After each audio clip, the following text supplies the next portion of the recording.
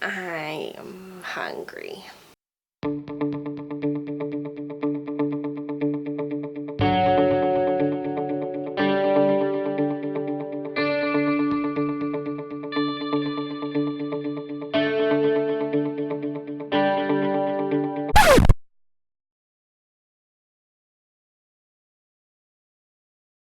Hey guys, it's Grace, and today I'm going to be talking about some of my favorite acting books.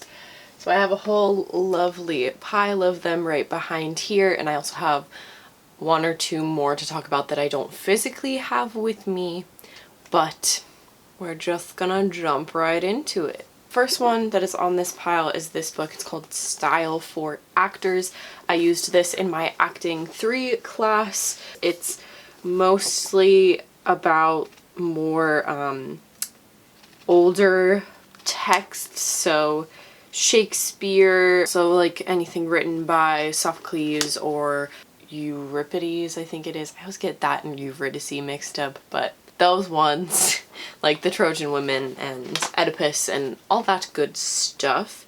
So yeah, this is just kind of a handbook for moving beyond realism. I like this. It's definitely a more advanced book and kind of a lot to get through, but if you are looking for something to up your ante, you could grab this here book. The next one that I have is True and False by David Mamet. This is literally honestly just a meme of itself because it talks about Stanislavski's method and kind of debunks it, but in like a very aggressive way. Really, really like this book. The Stanislavski method, in quotes, and the technique of the schools derived from it is nonsense. It is not a technique out of the practice of which one develops skill.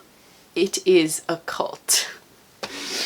I just love this book. I think it's so interesting. It does have some good aspects of it, but it's more of just like a freaking funny book to read if you know anything about Stanislavski method or anything like that. This is hilarious to read. So not necessarily a good like methodology book, but it's kind of just his opinion on acting as a whole. So take that one with a grain of salt. This book is Freeing the Natural Voice by Kristen Linklater. This is the Linklater technique.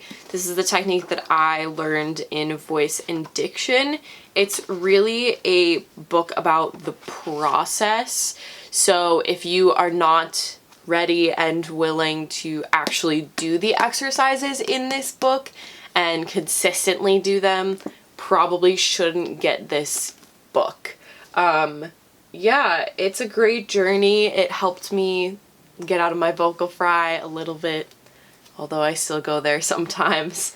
But yeah, it's really great for figuring out the voice and the vocal aspect of acting, which is something that I feel like is not as talked about as it should be. Next I have The Actor and the Target by Declan Donnellan. I didn't know how to pronounce his name when I did the review of this book. Still don't know how to pronounce his name, but I did a full review of this book. This is one of my favorite acting books. I really love it. It's a brief synopsis. It's basically uses the actor and then their target, which can be themselves, another person, something. Go check out that review if you are more interested in an in-depth explanation of this book, but it's a great book. It is a book for more advanced actors or actors who have had at least some experience with acting and acting vocabulary in the past. Next, I have these two books written by Craig Rowe. So these are more of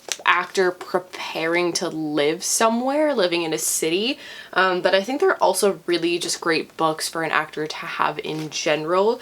They are an actor prepares to work in New York City and an actor prepares to live in New York City.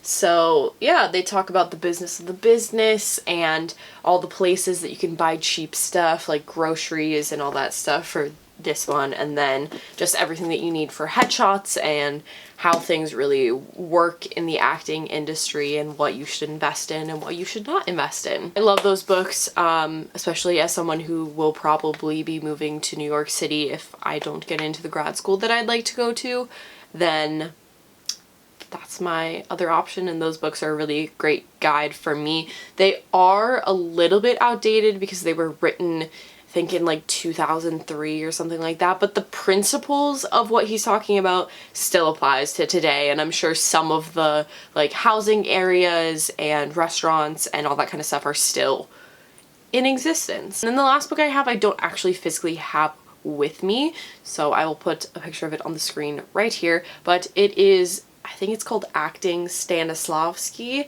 It's the book that we are using now for the Acting 1 class that I'm a TA for, and this is probably another one of the best Stanislavski specific books that I've ever used. I had a few other books that when I took Acting 1 and Acting 2 used, but I wasn't particularly fond of them, and neither was my teacher, so I'm glad that she found a book that works really well. But this book is just going through all of the methods of Stanislavski, but it's worded in a really great way. It also takes quotes and stuff from other acting books from other people. I think they use stuff from Actor Prepares, which is also a really great book.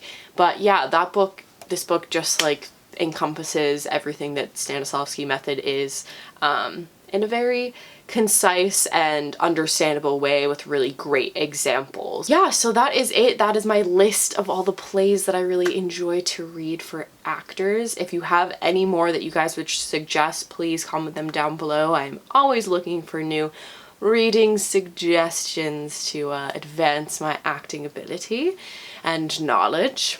Yeah, so if you like this video, please give it a thumbs up and subscribe down below for more. You can check out my previous video on this side of the screen and my previous vlog on that side of the screen. I hope you guys are having a wonderful day, and I will see you in my next video. Bye!